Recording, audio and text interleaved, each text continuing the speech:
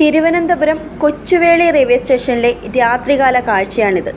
രാത്രിയെന്നല്ല, പകലും ഇവിടം പട്ടികളുടെ വിഹാരകേന്ദ്രമായി മാറിയിരിക്കുകയാണ്.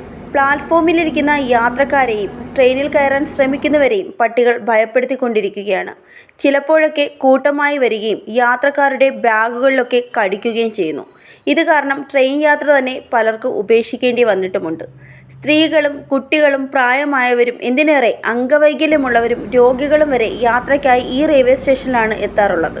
എന്നാൽ റെയിൽവേയും മൃഗസംരക്ഷണ വകുപ്പും ഇതുവരെ യാത്രക്കാരുടെ സുരക്ഷയ്ക്ക് വേണ്ട ഒരു നടപടികളും സ്വീകരിച്ചിട്ടുമില്ല. പ്ലാറ്റ്ഫോമുകളിൽ കാണുന്ന സുരക്ഷാ ഉദ്യോഗസ്ഥർ പലപ്പോഴും ഒന്നും ചെയ്യാതെ നിൽക്കുന്നു. യാത്രക്കാർക്ക് സുരക്ഷയും മാനസിക ശാന്തിയും ഉറപ്പാക്കേണ്ടത് സർക്കാർ സംവിധാനങ്ങളുടെ കടമ കൂടിയാണ്.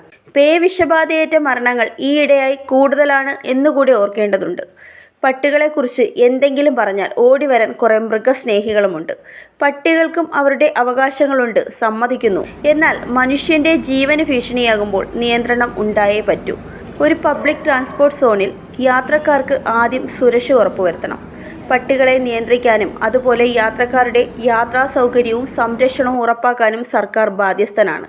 റെയിൽവേ അധികൃതരും മൃഗസംരക്ഷണ വകുപ്പും പോലീസും ചേർന്ന് അടിയന്തര നടപടികൾ സ്വീകരിക്കണം. യാത്രക്കാർക്ക് ഇവിടം സുരക്ഷിതമായി യാത്ര ആരംഭിക്കാനുള്ള ഇടമായി മാറണം. Zag news, Thiruvananthapuram. നേരിന്റെ വാർത്തകൾ നിങ്ങളുടെ വിരൽത്തുമ്പിലെത്താനായി സാഗ് ന്യൂസ് ചാനൽ സബ്സ്ക്രൈബ് ചെയ്തും ഷെയർ ചെയ്തും ഒരു ശരിയായ മാധ്യമ നിലപാടിനൊപ്പം നിൽക്കാൻ ഞങ്ങൾ നിങ്ങളെ ക്ഷണിക്കുന്നു.